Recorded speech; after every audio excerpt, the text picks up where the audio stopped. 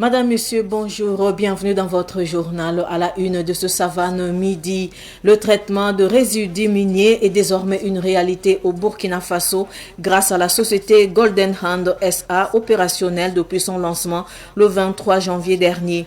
Ce matin, les premiers lingots raffinés à partir de résidus miniers par cette société ont été officiellement remis à l'État burkinabé. Les détails dans un instant. Le conflit autour de la reconduction de Salif Nikema à la présidence du Conseil national de l'économie informelle CNEI se poursuit. La coalition des marchés EYAR conteste la réélection de Salif Nikema à la tête de cette organisation. On en parle dans cette édition. Je le disais tantôt en titre, 44 lingots d'or d'un poids total de 93,197 kilos remis ce matin au chef du gouvernement Jean-Emmanuel Ouedraogo par la société de traitement de résidus miniers Golden Hand SA. Les 44 lingots d'or sont issus de la première tranche de traitement de la cargaison de charbon fin de Essakane SA abandonnée au profit de l'État. Plus de 440 tonnes de résidus miniers ont été acheminées à la société Golden Hand SA pour traitement. Fatih Sankara y était. 11 mois après son inauguration, la société de traitement des résidus miniers Golden Hand SA fait déjà ses preuves. 44 lingots d'or ont été extraits des 444 tonnes de charbon fin de Essakane abandonnées au profit de l'État burkinabé. Les lingots d'or remis au Premier ministre Jean-Emmanuel Ouedraogo représentent un tiers des résidus miniers traités. La remise de cette première tranche d'or n'est pas seulement une transaction économique ou financière, elle représente également notre engagement envers le peuple burkinabé dont nous partageons les aspirations et les rêves d'un avenir meilleur. Ma conviction est faite qu'ensemble, nous pouvons bâtir un certain minier qui soit non seulement rentable, mais aussi durable et bénéfique pour tous. Ensemble, nous pouvons, aux yeux de l'opinion nationale et internationale, qu'il est possible de créer de la valeur à partir de ce qui était auparavant considéré comme des déchets. Ensemble, nous continuons à bâtir un avenir où l'or brille non seulement par sa valeur, mais aussi par son impact positif sur notre environnement et nos communautés. Les 44 lingots d'or endogènes vont alimenter la réserve nationale d'or pour le bonheur des Burkinabés. C'est aussi la preuve que tout est possible au Burkina. Tous les déchets miniers seront désormais traités au Burkina. Il n'est pas question d'aller à l'extérieur. Cette première quantité sera destinée à alimenter la réserve nationale d'or. C'est dire que la constitution de la réserve nationale d'or au profit du peuple burkinabé est bien en marche et sera consolidée par plusieurs autres initiatives à venir. Je voudrais rassurer une fois de plus ces promoteurs de l'accompagnement du gouvernement. Car plus jamais, notre charbon fin ira hors du pays pour être traité. Il sera traité efficacement par nos chimistes à partir d'une technologie 100% burkinabé, par nos frères et sœurs burkinabés, afin de contribuer à consolider notre économie pour un développement endogène, durable et profitable à tous. 298 tonnes de la cargaison de charbon fin abandonnée par Essakane SA au profit de l'État burkinabé sont en cours de traitement par la société Golden Hand SA. D'autres lingots d'or seront réceptionnés les mois à venir par l'État burkinabé. Parlons à présent du procès des 3 milliards de francs CFA détournés au ministère de l'Action humanitaire. Les débats se poursuivent aujourd'hui. 3 prévenus sont à la barre, à savoir Amidou Tienian, Philippe Bayoulou et Issoufou Ouedraogo. La synthèse avec Soumaïla Rabo, Germaine Farama et Sidiki Kabri. Amidou Tienian s'est finalement soumis au débat après plusieurs reports du procès. Comparaissant pour faux en écriture publique, le prévenu Amidou Tienian a reconnu qu'il imitait la signature de ses directeurs de finances pour toucher des chèques. Cette année 2024, 1,8 milliard de francs CFA ont déjà été décaissés. Et de 2023 à ce jour, Amidou Tienian dit avoir perçu plus de 900 millions de francs CFA pour sa propre poche. Selon les propos du prévenu, il imitait la signature en complicité avec son directeur des finances, Camille Yé. Amidou Tienian a rassuré qu'il n'a jamais imité et touché un chèque de son propre gré. Devant le tribunal, Tienian a expliqué que dans leur stratégie de déblocage de fonds, il disposait des chèques déjà présignés par son directeur des finances dont il était co-signataire lorsque celui-ci était en mission. Hamidou Tseyan fait savoir que Camille Yé lui a laissé le spécimen de sa signature pour pouvoir l'utiliser en cas de besoin. Ce qui lui fait dire que c'est parce qu'il faisait l'affaire de son directeur des finances que celui-ci a trouvé nécessaire de le reconduire comme gestionnaire en septembre 2023 après sa prise de fonction en mars 2023. Selon la version de Hamidou Tseyan, toutes les sommes décaissées étaient remises au directeur qui lui remettait sa part en retour. Au regard de la tournure prise par le procès, d'autres personnes devraient se présenter, des cadres du ministère de l'Action humanitaire et du Trésor. L'audience est suspendue pour reprendre ce mardi. Maître Apollinaire Kielem de Tombela passe le témoin à Jean-Emmanuel Ouedraogo à la primature. Le tout nouveau Premier ministre prend donc fonction officiellement à la tête du gouvernement. La passation de charge a eu lieu dimanche dernier à Ouagadougou. Yacouba Kiamtore nous en parle. Lors de la passation de charge, le nouveau Premier ministre Numtalba Jean-Emmanuel Ouedraogo rend hommage au Premier ministre sortant, Maître Apollinaire Joachimson Kielem de Tombela, pour le travail abattu à la tête du gouvernement. Le nouveau locataire de la primature place son magistère sous le signe de la continuité. Selon Jean-Emmanuel Ouedraogo, les défis actuels sont colossaux, mais son gouvernement s'engage à mener le combat pour le bonheur des Burkinabés. J'aborde donc cette nouvelle fonction avec responsabilité et engagement. Il s'agira pour nous de mobiliser l'équipe gouvernementale pour la mise en œuvre diligente et efficace des orientations de son Excellence, Monsieur le Président du Faso, chef de l'État. Face aux défis actuels, nous devons intensifier les efforts sur tous les fronts pour montrer à la face du monde la résilience, l'attractivité de notre pays et la détermination de notre peuple à triompher du combat engagé contre les forces du mal et pour son indépendance véritable. La tâche est immense, mais je n'ai aucun doute qu'avec l'abnégation, l'engagement et la détermination de tous, nous parviendrons à engranger des résultats probants en faveur du bien-être des Burkinabés.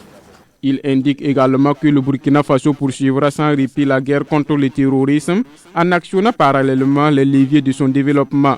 Le nouveau chef du gouvernement burkinabé se considère en mission et compte sur l'accompagnement de son équipe pour la poursuite de la vision du chef de l'État, le capitaine Ibrahim Traoré. Je me considère comme un Premier ministre en mission.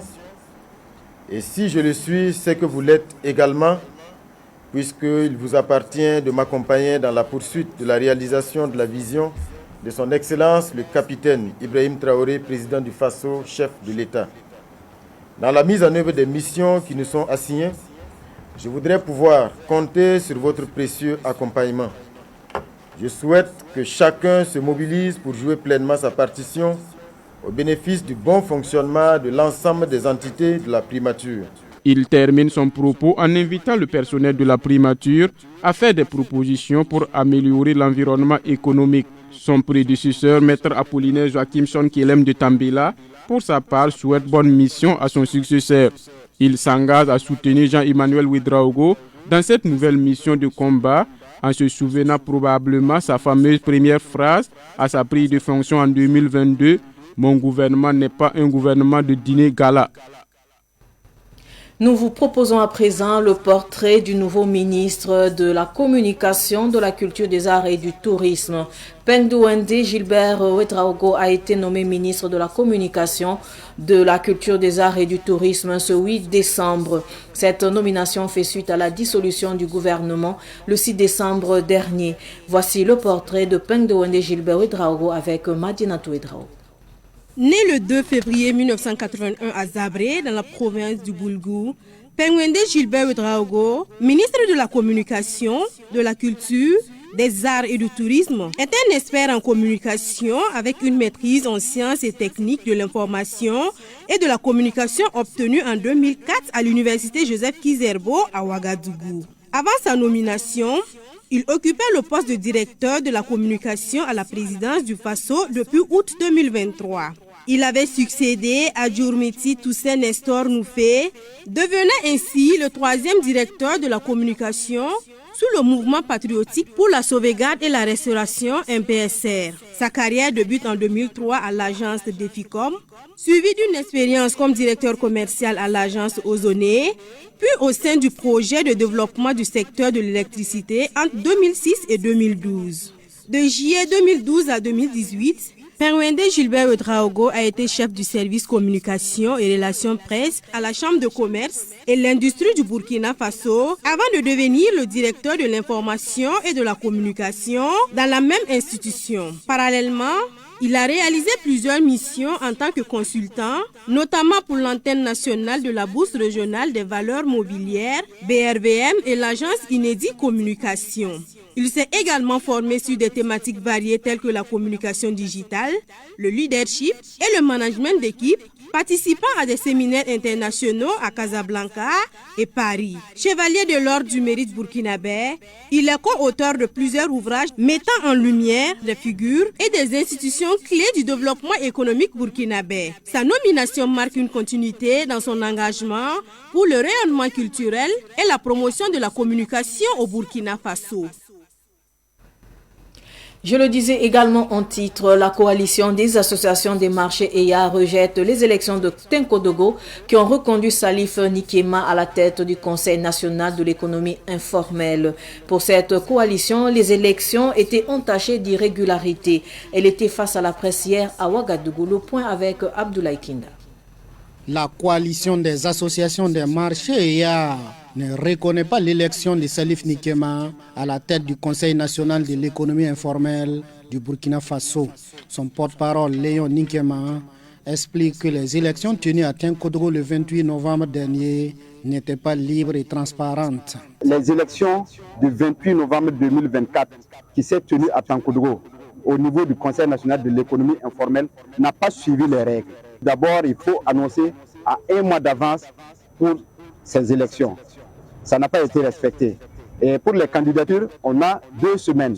Ça n'a pas été respecté. Ce sont des élections nationales qui devaient se tenir à Ouagadougou par manigance ou par cachette.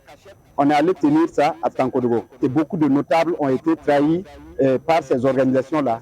La coalition invite l'autorité à suspendre les dites élections pour le bonheur des acteurs du secteur informel. Nous demandons à l'autorité d'annuler ces élections. Si ces élections ne sont pas annulées, tous ces membres, tous ceux que vous voyez dans la salle-là, ne vont pas respecter cette fêtière-là. Nous ne reconnaissons pas Salif Nikema comme président du Conseil national de l'économie informelle. Il faut que ces élections-là reprennent parce que nous ne sommes pas d'accord pour ce qui s'est manigancé et qui a entraîné bon nombre de personnes dans cette erreur. Notons qu'à cette conférence de presse de la coalition des associations des marchés EYA, la salle du CBC a refusé le monde.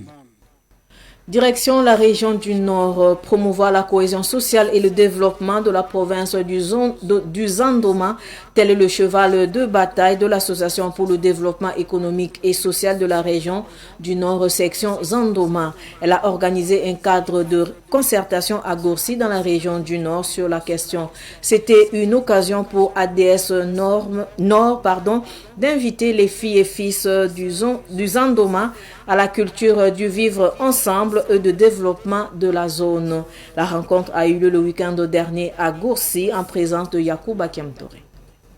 L'Association pour le développement économique et social de la région du Nord, section Zandoma, ADS Nord, échange sur les valeurs du vivre ensemble, de la paix, de la cohésion sociale et du développement. Réunis à Gourcy dans la région du Nord pour la circonstance, enfants, jeunes, vieux, autorités coutumières et administratives de la province du Zandoma parlent le même langage pour le développement de la province. Ce cadre de concertation de l'ADS Nord section Zandoma est placé sous le thème cohésion sociale et développement de la province du Zandoma. Il s'agit pour nous de développer la cohésion sociale, ensuite le développement, ensuite la sécurité, et nous faisons un lien entre ces 3 éléments et voir dans quelle mesure les ressortissants ou les fils de la région peuvent contribuer en leur manière pour pouvoir construire la région. Et l'objectif pour nous est que nous puissions contribuer réellement à ce que permanemment s'il y a un problème, qu'on se concerte pour pouvoir résoudre les problèmes. Et s'il y a aussi des actions de développement, que ce soit dans une certaine concertation pour un développement équilibré avec toutes les communes de la province. Cette rencontre des filles et fils de la province du Zandouma vise à consolider le vivre ensemble et à promouvoir la paix. Le haut commissaire de la province du Zandouma et les notabilités coutumières saluent la vision de l'ADS Nord et l'invitent à pérenniser ce cadre de concertation dans la province. Je tiens vraiment à remercier l'ADS Nord d'avoir initié cette activité, en tout cas qui nous permet d'échanger entre fils de la province du Zandouma. Et j'espère en tout cas que cette activité sera pérennisée afin qu'on puisse atteindre les objectifs que nous nous sommes fixés. Cette cohésion nous rassure et nous interpelle à mieux assumer encore notre responsabilité en tant que chef coutumier. Et cette cohésion nous rassure parce que l'association, avec la communication, peut en tout cas porter les messages qu'il faut pour une cohésion sûre et certaine. L'ADS Nord section Zandouma profite de ce cadre de concertation pour offrir 6 tonnes de riz, des motos aux volontaires pour la défense de la patrie et les forces de défense et de sécurité. Elle offre également de l'argent aux 5 communes de la province, à savoir Bassi, Boussou, Leba, Tougo et Goursi. L'ADS Nord section Zandouma appelle les opérateurs économiques à construire la province pour le développement économique de la localité. Parlons à présent de la contribution à l'effort de paix. Les populations de Doumbala dans la Kossi apportent 2 millions de francs CFA. Elles ont remis vendredi dernier leur quittance de versement au ministre en charge de l'administration du territoire, Émile Zerbo. Fatih Sankara nous en parle. Face aux efforts consentis par les FDS et les VDP dans la commune de Doumbala, dans la Kossi, les populations ne sont pas restées insensibles. Elles ont tenu à apporter leur contribution à la reconquête et à la consolidation des efforts et acquis déjà engrangés. Elles ont réuni 2 millions de francs CFA pour la pacification du territoire. Ça fait plusieurs années déjà que l'insécurité est au Burkina. Nous avons également subi ça, des déguerpissements, perdu des récoltes, perdu des animaux. Mais avec l'effort de ce gouvernement, nous avons vu les FDS et VDP qui ont contribué à ce que plusieurs villages se réinstallent. Et notre souhait est que le nombre de ces VDP augmente parce qu'ils restent dans les villages et pour qu'on puisse pacifier, parce que ces VDP-là, ils connaissent aussi la zone. Et nous souhaitons même que nos VDP soient accompagnés par des systèmes de communication, parce que vous savez que ces gens-là, ils ont tout fait pour brouiller les systèmes de communication, pour que les VDP des différentes localités puissent communiquer et même avec la population pour souvent avoir les informations. Le ministre en charge de l'administration territoriale est reconnaissant envers les ressortissants de Doumbala. Émile Zerbo rassure quant à l'amélioration de la situation sécuritaire.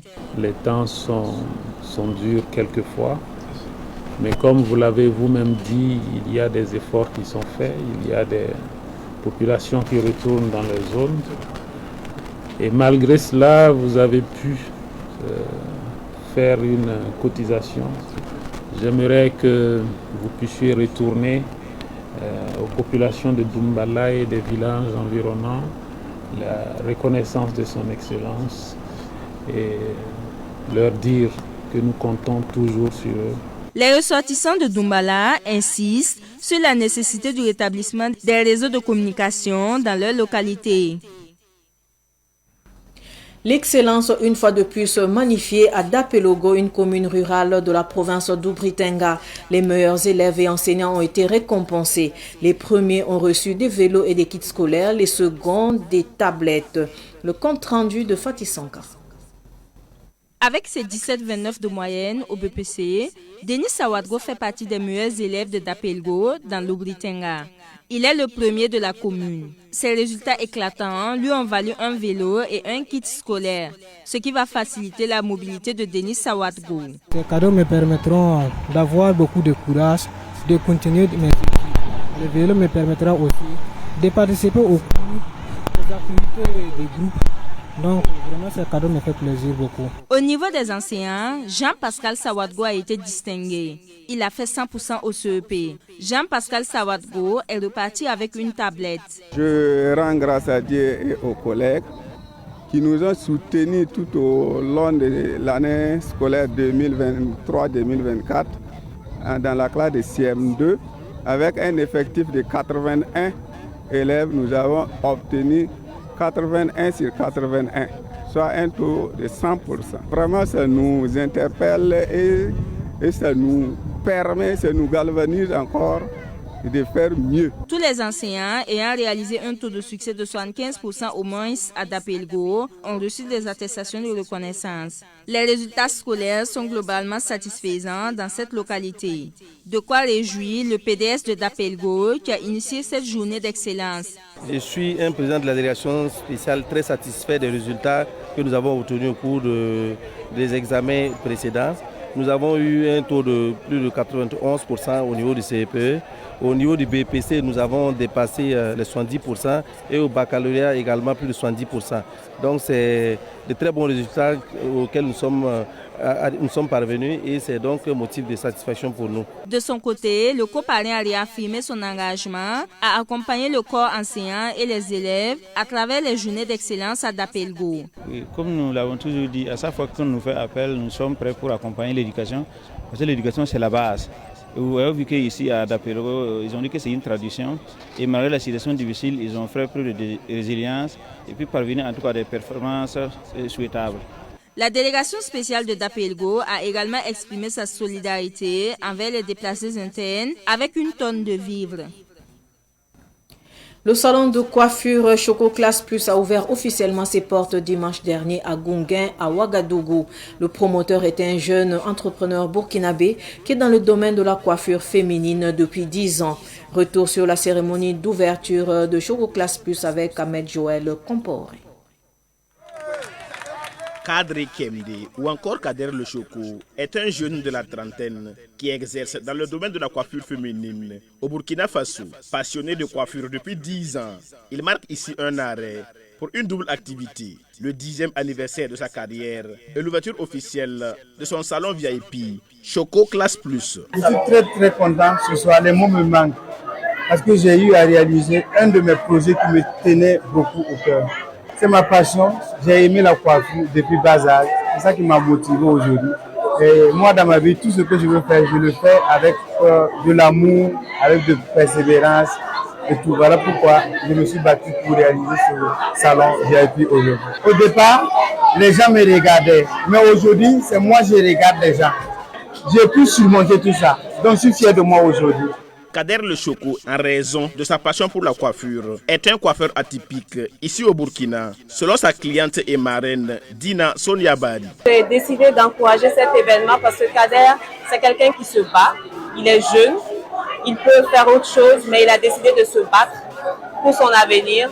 Donc c'est à encourager. C'est atypique, un homme dans la coiffure, encore au Burkina. Ailleurs, ça passe, mais sous nos cieux, c'est encore atypique. Les femmes adorent se faire coiffer par les hommes. Kader est le bienvenu dans le monde de la coiffure et il nous coiffe majestueusement bien. On est fiers de lui, on l'aime, il nous respecte et on sait qu'il va aller encore de l'avant.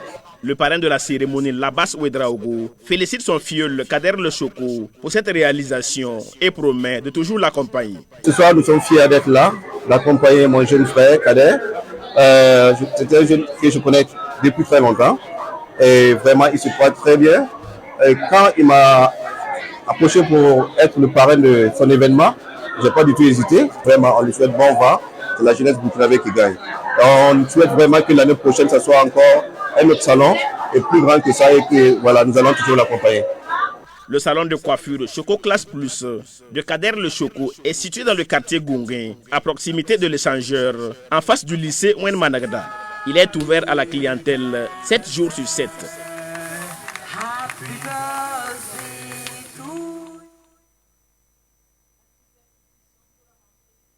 du BBDA s'est achevée à Kaya dans le San-Matenga.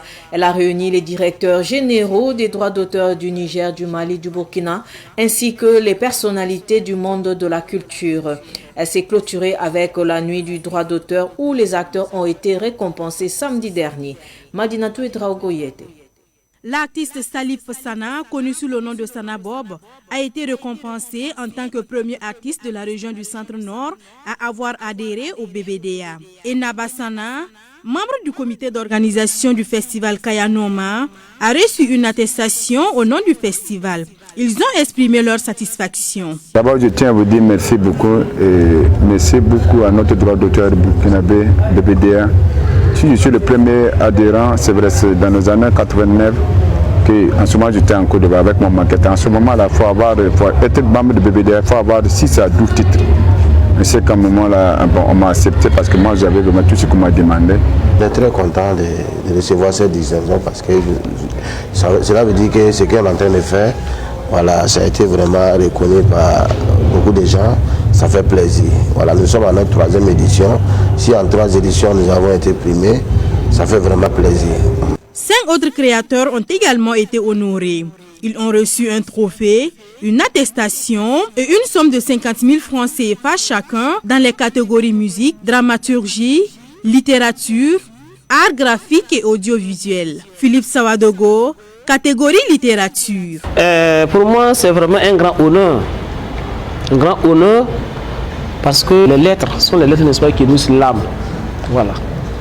C'est également les lettres qui nourrissent la culture. Voilà. Dans ses propos empreints de reconnaissance, le directeur général du BBDA, Dr Ahmed Di Patendba Patrick Lega, a rassuré que les efforts seront fournis pour améliorer les conditions de vie et de travail des créateurs en réponse aux défis posés par les nouvelles technologies numériques. Connaissant l'absence de frontières pour le numérique, nous avons voulu unir nos forces au sein de l'AEL, ce qui justifie la présence du bureau malien et le bureau nigérien à nos côtés, pour qu'ensemble, au sein de l'espace, nous puissions trouver les solutions. Les solutions, c'est d'abord une mutualisation des outils, des instruments, des dispositifs. C'est aussi une lecture des textes, parce qu'il faut encadrer le secteur avec des textes juridiques et réglementaires pour pouvoir légiférer. La rentrée du droit d'auteur RDA est un événement organisé par le BBDA pour mettre en lumière les créateurs des régions où se tienne l'activité. Cette 6e édition s'est déroulée à Kaya, dans la région du Centre-Nord. Rendez-vous est donné pour l'année prochaine pour la 7e édition dans une autre région du Burkina Faso.